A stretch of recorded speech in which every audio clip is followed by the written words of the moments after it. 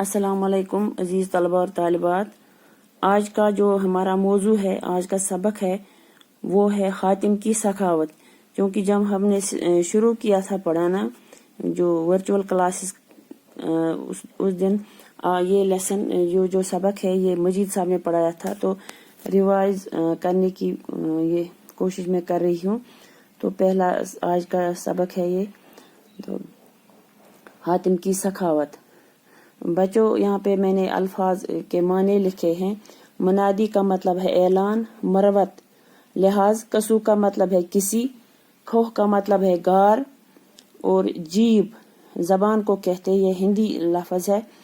टुंडिया नाफ, और मुद्दई का मतलब है दावा करने वाला। तवाज़िया का मतलब है मेहमान नवाजी। ताजीम इज्जत करना। दरेग इनकार। दो नहीं यानी उसी वक्त।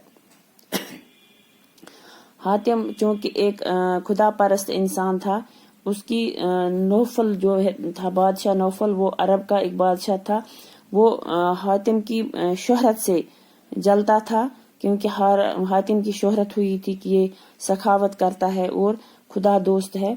इस बात से, इसकी शोहरत से बादशाह नौफल जलता था और उसको हातिम के साथ दुश्मनी हुई थी, और वो लश्कर फौज जमा करके लड़ाई पर चढ़ाया। यानी वो उसने मनादी की, उसने ऐलान किया कि मैं हातिम के साथ जंग करना चाहता हूँ।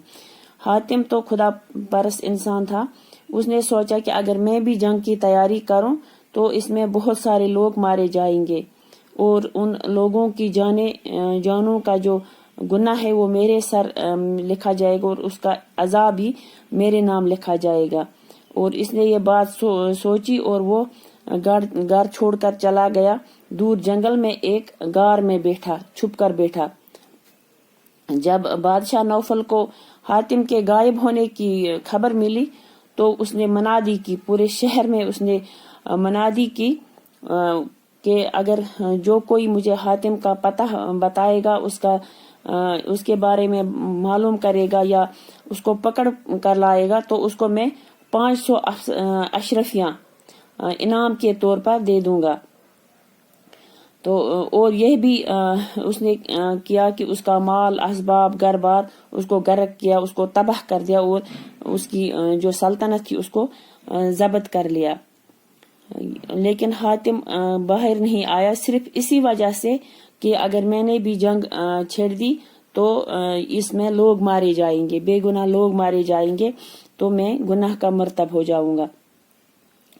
एक रोज एक बूढ़ा आदमी अपनी बीवी और 2-3 बच्चों के साथ जंगल में गया लकड़ियां काटने के लिए, क्योंकि उनका गुजारा यही था कि वो दिन भर जंगल में लकड़ियां काटते थे और बाजार में बेचकर अपनी रोजी रोटी कमाते थे। तो ये बूढ़ी औरत, जो इस बूढ़े की बीवी थी, वो अपने आप से कह रही थी कि काश अगर हातिम हमें मिल जाता तो हम बादशाह नौफल के पास उसको लेकर चले जाते, तो वो हमें 500 अशरफियां देते और हमें इस मुसीबत भरी जिंदगी से छुटकारा मिल जाता।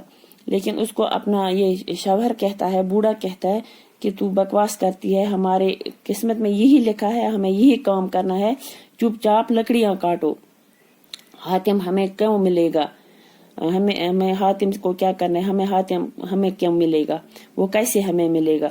ये सारी बातें इसी गार में पोशीदा होकर हातिम सुन रहा था।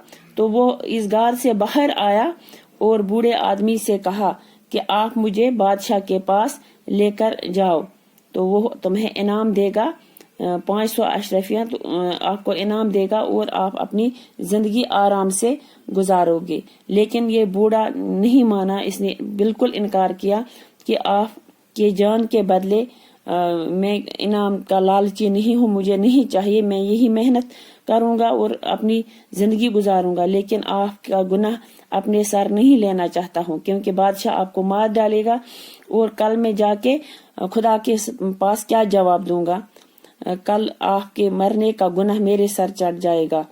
तो मैं ये गुनाह नहीं करना चाहता हूँ, मुझे ये पैसे नहीं चाहिए, मैं लालची नहीं हूँ। बिल्कुल इनकार करता है।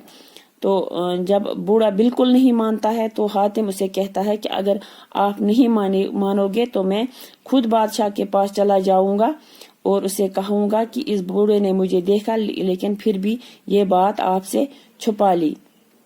تو بوڑھا اسے کہتا ہے ایک تو میں نے نیکی کر لی تو اوپر سے مجھے ہی گناہگار یا مجرم بناتے ہو، میں پھر بھی یہ کام نہیں کروں گا۔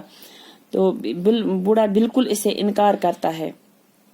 تو آج ہم اس سبق کو یہاں تک ہی پڑھیں گے، کل انشاءاللہ اس کا اگلا حصہ آپ کو پڑھائیں گے۔ آج کے لیے اتنا ہی، باقی وسلام۔